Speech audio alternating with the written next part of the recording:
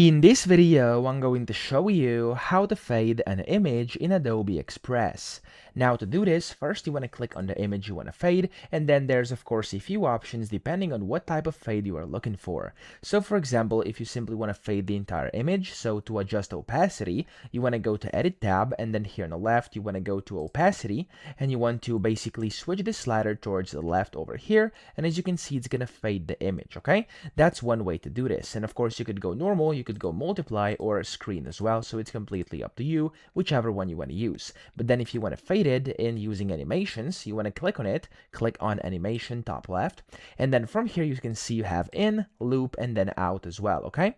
Now over here, especially in and out, you'll see an animation called fade. So if I click on the fade button over here, it's going to fade in. If I click on the out button over here and then fade, it's going to fade out, okay? Now if I go and edit the timeline and actually show this to you, the image is going to fade in, and then at the end it's going to also fade out just like that, okay? So that's all the ways to fade an image. I hope this video helped you out. If it did, please subscribe to the channel and help me out as well.